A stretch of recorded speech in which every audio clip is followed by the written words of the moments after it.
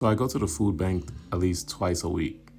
And this time I went, which was Monday yesterday, there was this encounter I had with this lady. I was outside, I was helping park cars and have the directing traffic and all that stuff. And usually I'm inside. But something like before I even came there, I already made up my mind that I was going to be outside. I don't know how that happened. I get there, sign in. Well, I didn't get to sign in, and I went outside and I started directing traffic because it was backed up. And it's a small little parking lot. So this lady told me, she was like, "Oh, thank you. I'm so glad that you're out here in the parking lot and you're helping direct traffic because it usually be a mess. Right place at the right time." So I'm watching this lady in the end of the parking lot, and I noticed the truck haven't moved in a while. So the lady's just standing there, and she's standing there, and they kind of like huddling around. So I ain't paying really no mind to them. I just like, like you take in something, but you really focus back on the job, so the mission. So I was getting the mission done. So finally, I guess she mustered up the courage to come up to me, and she asked me, my vehicle is stalled. Would you be able to help me figure it out?" And I was like, immediately in my mind, I go to, I don't know nothing about like vehicles like that. I'm not no mechanic. I know the basics, but I already kind of dismissed it, which was wrong. So then I kind of like snapped out of that because the first initial reflex is for you to just be like, "Oh no, I don't know," and let's shoot them off. So then I was like, "What's wrong with it?" She was like, "When I try to start it, it just going making a ticking sound." So I was like, "Oh, that sounds like battery." So see, always discrediting myself. I don't know why I do that. Then and my wife always tells me, she's like, "Stop acting like you don't know stuff. Like you know just as much." So I was like, "Okay, well, I don't have no jump start or anything like that, but I know I'm gonna go in there and look and see if one of the guys have something. 'Cause I knew it was a couple guys in there." So I go immediately. The thought came to me: go to Jim. So I go in there, see him right as I get in the door. I'm like, "Hey, Mr. Jim, this lady outside saying she having car problems, and she says she's hearing like a tick when it starts. Would you be able to assist?" He's like, "Oh, where she's at located?" I was like, "At the end of the parking lot. Let me show you." So I take him out there and I go and I show him.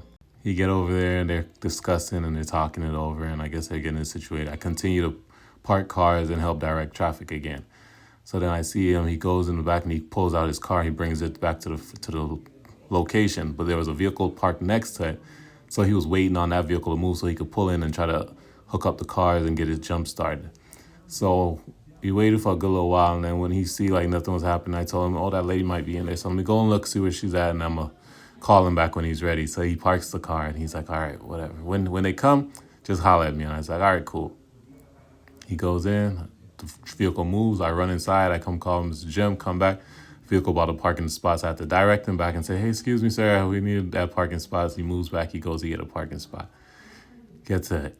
So he gets over there. He hooks up the vehicle. And funny story, funny side note. When he gets there, I'm like, he's pulling out the jumper cables and he's getting ready to hook them up and stuff like that. So I'm standing there and I felt like something in me said, "Move if you don't want to get involved." I don't like messing with batteries. I don't like putting that on the batteries for the spark or nothing like that. So it was like I just stood there and I couldn't move. So immediately right next, he comes and he's like, "So you're gonna put the black on first, and then you're gonna put the red. When I put the black on, you put the black on, and put the red, and you put the red." And I was like, "Oh, you mean me do it?" And he's like, "Yeah, you about to do this?" And I'm like, "Oh my goodness, how did I get involved with this?" And my heart kind of get a little racing. I ain't gonna lie. So he hooks up, I hook up. He hook up next, and I hook up the red, the positive, the negative. So he sits there, he's talking to me, and he's going over the situation, and he's talking. And I don't know what part of the story is I needed to share, but I'm sharing it all. And I feel like when the prompting of the Lord gets on me and tell me that was a moment to share or something like that, I want to be obedient and share it, even if I don't know if it's from the Lord or if it's thing. I know it's not from me. I'm not coming on here to brag and boast, so it gotta be from the Lord. So get back to the story. Hooks up. He's letting it charge up a little bit. And he's telling me a little bit about the story of life and stuff like that. He's always giving me gems, always feeding me wisdom. So he signals me to tell the lady, "Go ahead and start it." So she starts it. He goes, and start up. I'm like, "Oh my gosh," because I like in my mind I be praying that it just works out. I want everything to work out for everyone, And I know that situation, you stranded, stuck there, you would love for your vehicle to start up and get going. So it starts. He said, all right, let's disconnect it. We're going to disconnect it the same way we put it on. So I'm like, okay. So as I take off this, good. No spark goes. And everything worked out. All the thoughts in my mind, I thought it was going to spark. Not a spark. I'm like, how? Anytime I ever mess with batteries, I always got a spark. But the Lord was there and he was always taking care of it. And that was like I was in the right place at the right time to help this lady out, because I could have just act like I didn't know and just brush the lady off and let her go ahead and continue sitting there. But I actually took the next step, was if I couldn't do it, let me go see someone who can. And when I told her maybe someone else in the building could probably help her, she stood there with this kind of look like, it took me enough courage to muster up and come talk to you. And now you're sending me to someone else. I could see it all in her face without her even saying anything. So I seen that, and I'm the type of person, I pay attention to body language, spirit, how they move, how energy and all that. So I already knew, like, let me just go help the lady out and go the extra mile, extra step. And what's the worst could happen? They could tell me no, or we couldn't figure it out, but we're going to figure out something. And got it started. The lady was like, she stood there and she was just like in such gratitude, such thankfulness. Like she stood there like if she had $1 million in her pocket, she would have just dished it out. And she was like, I'm so sad I don't have nothing to give y'all. And in my mind, I was like, I didn't do it for that.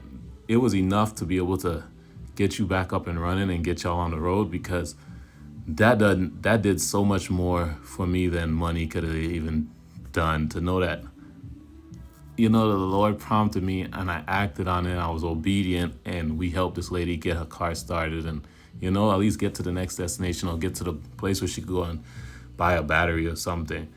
And we were like, no, I was like, I just spoke up. I was like, no, it's okay. Like, you don't have to give us no money. She said, I will put y'all in my prayers. I'll pray for y'all. God bless.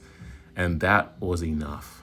You can't tell me God is not answering prayers. He aligns us in the right place, the right time for every situation. That lady needed help and he placed me there. I needed help sometimes, or I need that perking up. My kids will pop up and do something for me and help me. I love you, Daddy. I miss you so much. I miss you this much. All kinds of miracles, daily miracles happen with prayer and leaning on God and knowing that he's going to always show up for you like no one else could is mind-blowing. It's so... I don't have words for it. I just know I continue to serve God in everything I do. Despite what I see, how I feel, God is awesome.